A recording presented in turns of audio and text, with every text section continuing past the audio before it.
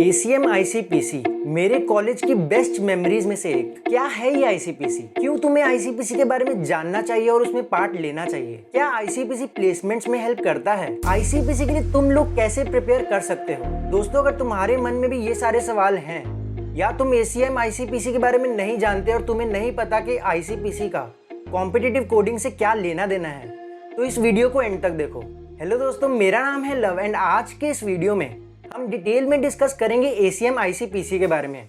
इस वीडियो के first half में हम डिस्कस करेंगे कि यार ACM ICPC होता क्या है, तुम उसमें कैसे पार्ट ले सकते हो, क्या एलिजिबिलिटी क्राइटेरिया है एंड कैसे कैसे डिफरेंट राउंड्स होते हैं। इस वीडियो के सेकेंड हाफ में मैं बात करूंगा मेरी ICPC की जर्नी के बारे में कि मैं अपनी टीम के साथ कैसी तैयारी करता था, क्या क्या टेक्निक्स यूज करते थे एंड मेरा रीजनल्स का एक्सपीरियंस कैसा था। तो ICPC यानी कि इंटरनेशनल कॉलेजिएट प्रोग्रामिंग कॉन्टेस्ट को प्रोग्रामिंग कॉन्टेस्ट का ओलंपिक्स बोला जाता है। ICPC जो है वो one of the oldest, largest and most prestigious programming contest में से एक कॉन्टेस्ट माना जाता है। अब यहाँ पे प्रोग्रामिंग से मेरा मतलब है कॉम्पिटिटिव प्रोग्रामिंग। अब कौन कौन लोग ICPC में पार्ट ले सकते हैं? ICPC में पार्ट लेने के लिए काफ़ी सारे एलिजिबिलिटी क्राइटेरियाज हैं जो आपको इस टाइम स्क्रीन में भी दिख रहे होंगे, बट उनमें से जो 3 मेन क्राइटेरिया हैं उनमें से सबसे पहला क्राइटेरिया है कि यार तुम एक कॉलेज के स्टूडेंट होने चाहिए। अंडर ग्रेजुएट और पोस्ट ग्रेजुएट से फर्क नहीं पड़ता, आप किसी एक यूनिवर्सिटी प्रोग्राम में इनरोल्ड होने चाहिए। दूसरी इंपॉर्टेंट चीज़ ये है कि यार ICPC में पार्ट लेने के लिए तुम्हें 2 और लोग चाहिए। तो यानी कि ICPC जो है वो 3 लोगों का टीम कॉन्टेस्ट है। इसके बारे में हम डिटेल में बाद में भी बात करेंगे, बट तुम्हें 2 लोग और चाहिए, तुम अकेले ICPC में पार्ट नहीं ले सकते। एक और क्राइटेरिया है जो मोस्ट ऑफ द लोगों के लिए इतना इंपॉर्टेंट नहीं है, बट वो ये है कि यार तुम ICPC में तो ही पार्ट ले सकते हो अगर तुम ऑलरेडी 2 बार ICPC के वर्ल्ड फाइनल्स नहीं जा चुके। अब ICPC का वर्ल्ड फाइनल्स क्या होता है, इसके बारे में हम जब राउंड्स के बारे में बात करेंगे तो हम आगे बात करेंगे कि ICPC का वर्ल्ड फाइनल्स क्या होता है। अब हम बात करते हैं कि यार तुम्हें ICPC में पार्ट क्यों लेना चाहिए। तो यार ICPC जो है वो one of the best competitive experience है मेरे पर्सनल व्यू में, जो तुम कॉलेज टाइम में एक्सपीरियंस कर सकते हो। अगर तुम एक कॉलेज स्टूडेंट हो और कॉम्पिटिटिव प्रोग्रामिंग करते हो तो तुम्हें ICPC में ज़रूर पार्ट लेना चाहिए मेरे अकॉर्डिंग। ICPC का रिज्यूमे में बहुत ज़्यादा वैल्यू होता है। मैंने आज तक पर्सनली ऐसा कोई इंसान नहीं देखा जिसने ICPC के रीजनल्स तक वो पहुंचा हो एंड उसकी प्लेसमेंट ना लगी हो। एक और बात जो है कि यार ICPC की जो पूरी जर्नी है, तैयारी से लेके अगर तुम ऑनलाइन राउंड में सिलेक्ट हो जाते हो और उसके बाद तुम रीजनल्स तक जाते हो, ये जो पूरी जर्नी है इसमें बहुत ज़्यादा मज़ा आता है एंड तुम बहुत ज़्यादा इंजॉय करोगे एंड ये तुम्हारे कॉलेज का one of the best experience होने वाला है लाइफ टाइम के लिए अगर तुम ICPC में पार्ट लेते हो। अब बात करते हैं यार कि ICPC के लिए तुम्हें रजिस्टर कैसे करना है एंड राउंड्स का फॉर्मेट कैसे होता है। तो सबसे पहले तो यार ICPC में तुम अकेले पार्ट नहीं ले सकते, तुम्हें अपने अलावा 2 और लोग चाहिए जो तुम्हारे ही कॉलेज या इंस्टीट्यूट से होने चाहिए। तो ICPC जो है बेसिकली टीम कॉन्टेस्ट है जिसमें टीम 3 लोगों की होती है। एक रिजर्व भी होता है जो तुम रख सकते हो और तुम नहीं भी रख सकते। इसके अलावा ICPC के टीम के साथ एक कोच एसोसिएटेड होता है। जो कोच होता है वो तुम्हारे कॉलेज का ही एक प्रोफेसर होगा। वो तुम अपने कॉलेज में किसी भी प्रोफेसर को अप्रोच कर सकते हो कि यार अगर वो तुम्हारी टीम के कोच बनना चाहें तो। ICPC में पार्ट लेने के लिए कोच का होना मैंडेटरी है। तो ICPC की जो रजिस्ट्रेशन है वो होती है icpc.baylor.edu नाम की वेबसाइट पे। इस वेबसाइट पे तुम्हारे टीम मेंबर्स का अकाउंट होना चाहिए एंड तुम्हारे कोच का भी अकाउंट होना चाहिए। तो जब ICPC की डेट्स अनाउंस होती हैं तो तुम्हें इसी वेबसाइट पे जाकर रजिस्ट्रेशन करना होता है। पूरा डिटेल रजिस्ट्रेशन के प्रोसेस का तुम्हें कोडशेफ की वेबसाइट पे भी मिल जाएगा। जनरली ICPC का जो पहला ऑनलाइन राउंड है वो अक्टूबर-नवंबर के टाइम में होता है, बट इस साल का कोई न्यूज़ नहीं है क्योंकि कोविड चल रहा है, तो उसके कारण पता नहीं है कि ICPC इस बार होगा या नहीं। अब जब तुम ICPC के लिए रजिस्टर करोगे तो तुम्हारे सामने एक साइट्स का कॉन्सेप्ट आएगा। अब ये साइट्स क्या होता है, ये रीजनल साइट्स होती हैं। तो हम एग्जाम्पल से समझते हैं। लास्ट ईयर की अगर साइट्स हम देखें कोडशेफ की वेबसाइट पे तो टोटल 4 साइट्स थी। उनमें से एक थी खड़गपुर, दूसरी थी ग्वालियर पुणे, तीसरी थी अमृतापुरी एंड चौथी थी कानपुर। अब ये जो 4 साइट्स हैं ये रीजनल साइट्स हैं। रीजनल साइट्स क्या होती हैं हमें इसके बारे में हम डिटेल में बाद में बात करेंगे जब मैं राउंड्स की डिस्कशन करूंगा। तो रजिस्ट्रेशन के लिए बेसिकली साइट्स की इंपॉर्टेंस क्या है कि अगर तुम रजिस्टर कर रहे हो तो तुम्हें किसी एक साइट के लिए रजिस्टर करना पड़ेगा एंड तुम मैक्सिमम 2 साइट्स के लिए ही रजिस्टर कर सकते हो। 2 से ज़्यादा साइट्स के लिए तुम रजिस्टर नहीं कर सकते। तो इसका क्या मतलब है कि अगर तुम्हारा जो पहला राउंड है ICPC का अगर क्लियर हो जाता है तो तुम उसके बेसिस पे बाद में सिर्फ 2 ही साइट्स पे मैक्सिमम जा सकते हो आईसीपीसी का रीजनल्स देने के लिए। अब हर एक साइट की अपनी लिमिट होती है कि यार उस साइट में कितने लोग सिलेक्ट हो सकते हैं। ये जो लिमिट्स की डिटेल्स हैं ये भी कोडशेफ की वेबसाइट पे हर साल अपडेट होती हैं जब उस पर आईसीपीसी की इन्फॉर्मेशन पूरी आती है। अब हर एक साइट का जो सिलेक्शन क्राइटेरिया है उसके बारे में हम बाद में डिटेल में बात करेंगे। तो इसके बाद हम चलते हैं राउंड 1 पे। राउंड 1 जो होता है आईसीपीसी का वो होता है ऑनलाइन कोडिंग राउंड। तो ऑनलाइन कोडिंग राउंड जो होता है हर साल अक्टूबर नवंबर के टाइम में होता है एंड कोडशेफ की वेबसाइट के ऊपर होता है। ये एक 3 घंटे का कॉम्पिटिटिव प्रोग्रामिंग कॉन्टेस्ट होता है जो तुम अपनी टीम के साथ मिलके दोगे। इसके बाद आती है यार आईसीपीसी की सेकेंड स्टेज यानी कि रीजनल्स। अब जब तुमने रजिस्टर किया था तो तुमने वहां पे 2 साइट्स के लिए रजिस्टर किया था। तो जैसे हमारे पास लास्ट ईयर की जो साइट्स थी खड़गपुर, ग्वालियर, पुणे, अमृतापुरी और कानपुर। तो लेट्स से तुमने इनमें से किसी 2 साइट्स के लिए रजिस्टर किया, अमृतापुरी और कानपुर।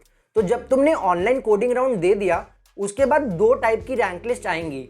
एक तो ओवरऑल रैंक लिस्ट होगी जो सभी लोगों की होगी उस कंपटीशन के बेस पे, एंड उसके बाद हर एक साइट की अपनी अपनी रैंक लिस्ट भी आएगी। अब यहाँ पे अपनी अपनी रैंक लिस्ट से क्या मतलब है, तो लेट्स सपोज अगर 100 लोग थे तो 100 लोगों में से अगर 40 लोगों ने कानपुर के लिए रजिस्टर किया एंड 60 लोगों ने अमृतापुरी के लिए रजिस्टर किया, तो जो ओवरऑल रैंक लिस्ट कानपुर की बनेगी वो उन 40 लोगों के लिए ही बनेगी। वो अगर टोटल 100 पार्टिसिपेंट्स थे तो 100 पार्टिसिपेंट्स की एक ओवरऑल रैंक लिस्ट तो है ही, बट कानपुर की एक अलग रैंक लिस्ट भी बनेगी एंड अमृतापुरी की एक अलग रैंक लिस्ट भी बनेगी।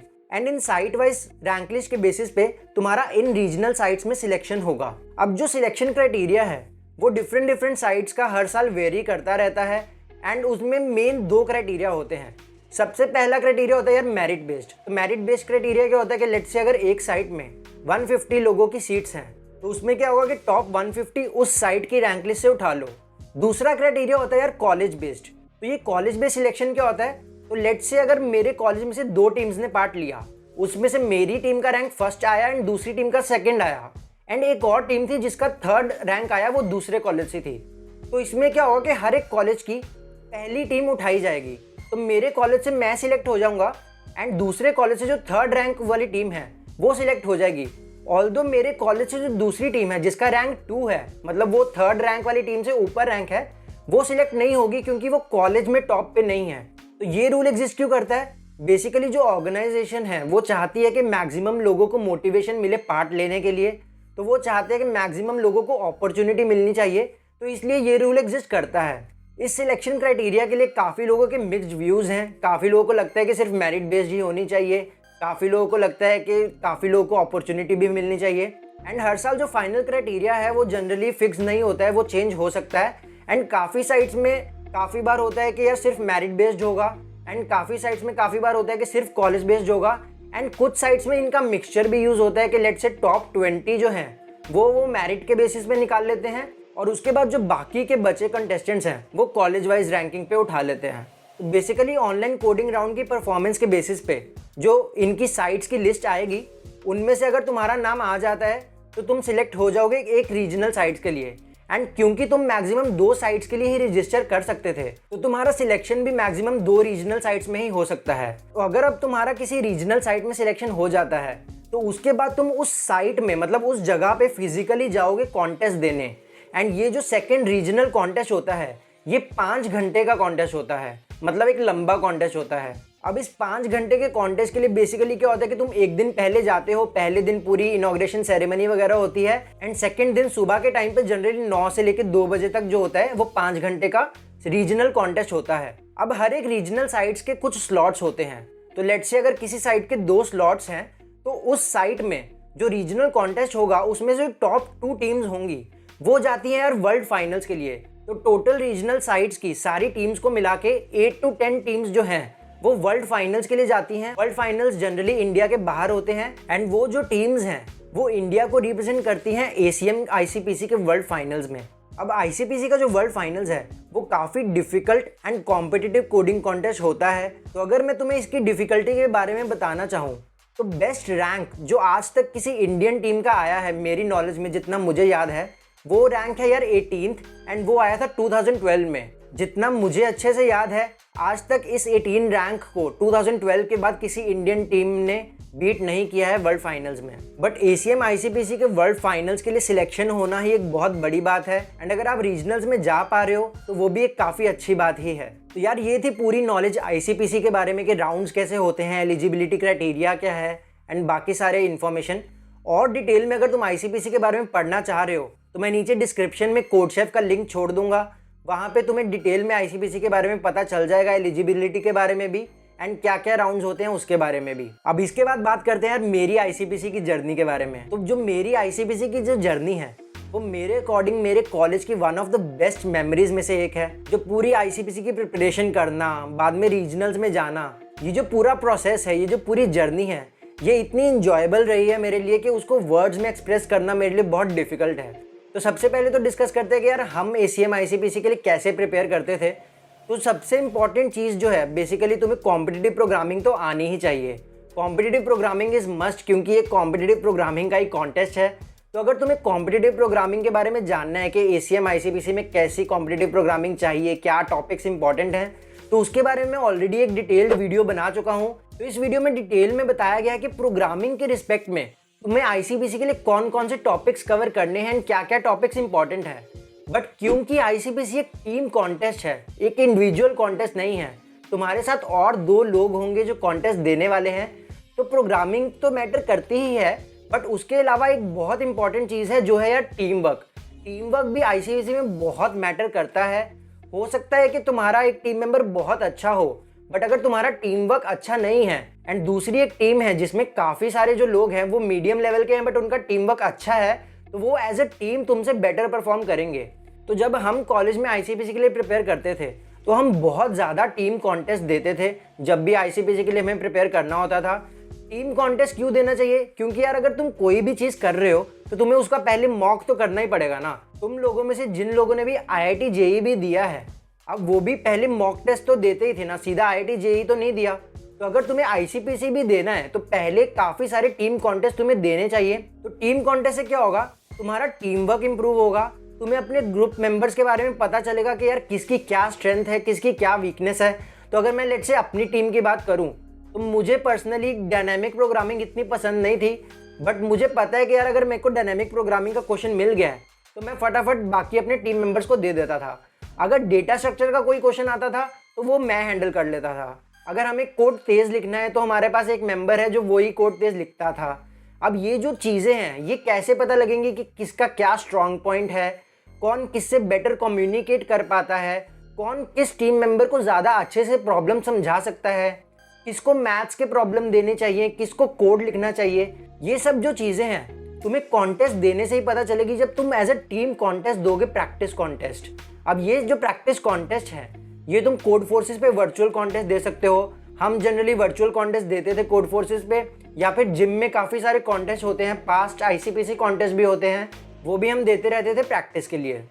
अगर अब मैं अपने आईसीपीसी रीजनल्स की बात करूं तो जो यार मेरे आईसीपीसी रीजनल्स हैं, सबसे पहले तो हमारी टीम गई थी 2018 में, एक कोलकाता रीजनल्स में एंड एक पुणे रीजनल्स में। तो हम दोनों रीजनल्स के लिए सिलेक्ट हुए थे।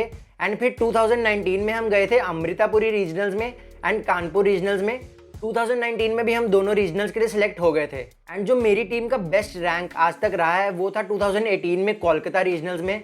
हमारी टीम का रैंक कोलकाता रीजनल में 17th था एंड वो आज तक की हमारी बेस्ट परफॉर्मेंस रही है एंड वो थी मेरे 3rd ईयर में। एंड 4th ईयर तक आते आते हम इतनी प्रैक्टिस नहीं करते थे तो ऑब्वियसली हमारा रैंक डिसेंट था, बट 3rd ईयर जितना अच्छा नहीं था आईसीपीसी रीजनल्स में। तो यार अगर मैं अपने आईसीपीसी रीजनल्स की बात करूँ तो ऑब्वियसली कॉन्टेस्ट तो तुम देने जा ही रहे हो, बट उसके अलावा जब तुम एक नई जगह पे जाते हो, तुम वहाँ पे घूमते हो, तुम अपने दोस्तों के साथ जाते हो, तो तुम्हें काफ़ी सारी चीज़ें एक्सप्लोर करने का मौका मिलता है। तो फॉर एग्जांपल जब हम कोलकाता रीजनल्स में गए थे तो कोलकाता रीजनल दिसंबर के टाइम में था। तो दिसंबर के टाइम में क्रिसमस का टाइम था बेसिकली वो।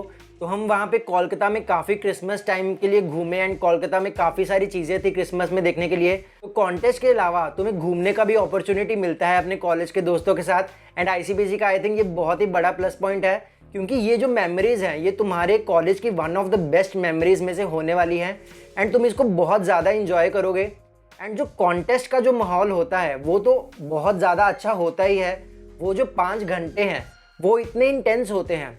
तो पर्सनली अगर मैं अपनी टीम की बात करूँ तो हमें अपनी टीम में बेसिकली पता था कि अगर अनटिल एंड अनलेस कोई मिरेकल ना हो जाए तो हम वर्ल्ड फाइनल्स तो यार नहीं जा सकते, क्योंकि हमें पता था कि हमारी टीम अच्छी तो है बट वर्ल्ड फाइनल्स जाने जितनी अच्छी नहीं है। तो अनटिल अनलेस कोई चमत्कार ना हो जाए हम वर्ल्ड फाइनल्स तो नहीं जा सकते थे। एंड काफ़ी टीम्स को ये रियलाइजेशन होता है, but even after knowing this, ये सब जानने के बाद भी कि हम वर्ल्ड फाइनल्स नहीं जा पाएंगे, मोस्टली कोई और टीम ही जाने वाली है, फिर भी सारी टीम्स जो वो 5 घंटे का कॉन्टेस्ट है इतने इंटेंस माहौल में देते हैं एंड इतने अच्छे से देते हैं। कोई ये सोच के नहीं देता कि यार अच्छा आएगा नहीं आएगा क्या फ़र्क पड़ता है, सब अपना पूरा 100% देते हैं। एंड वो जो पूरा इन्वायरमेंट है वो बहुत अच्छा इन्वायरमेंट है। तो मुझे नहीं पता कि यार मैं तुम लोगों को कैसे कन्विंस कर सकता हूँ, बट अगर तुम एक कॉलेज स्टूडेंट हो एंड कॉम्पिटिटिव प्रोग्रामिंग करते हो तो आईसीपीसी के लिए प्रिपेयर ज़रूर करो। ये तुम्हारे कॉलेज की one of the best memories होने वाली है। आई पर्सनली फील कि ये आईसीपीसी की पूरी जर्नी तुम्हें एक्सपीरियंस के साथ साथ एक दो बहुत ही अच्छे एंड प्यारे लाइफ टाइम फ्रेंड्स भी देगी। एंड मेरे केस में जो मेरे 2 टीम मेंबर्स थे वो थे सिद्धांत और शेल्डन, एंड वो 2 मेरे बहुत अच्छे दोस्त हैं। हमने इतने सारे कॉन्टेस्ट दिए हैं इकट्ठे as a team in the college, and फिर रीजनल्स में भी इतना इन्जॉय किया है। तो मैं हाईली इंकरेज करता हूँ हर एक कॉलेज स्टूडेंट को कि यार तुम आईसीपीसी के लिए एक बार प्रिपेयर तो करो ही करो एंड उसको ज़रूर शॉट दो।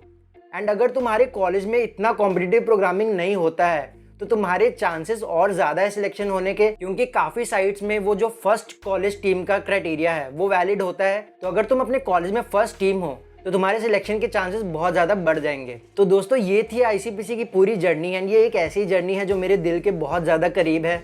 आई होप यार तुम लोगों को ये वीडियो अच्छा लगा हो, एंड अच्छा लगा है तो यार लाइक ज़रूर दबा देना। अगर तुम्हें कोई भी डाउट है आईसीपीसी के बारे में, या कोई भी तुम्हें और क्वेश्चन है, या तुम्हें कुछ बताना है, या तुम कुछ पूछना चाहते हो तो नीचे कमेंट छोड़ देना।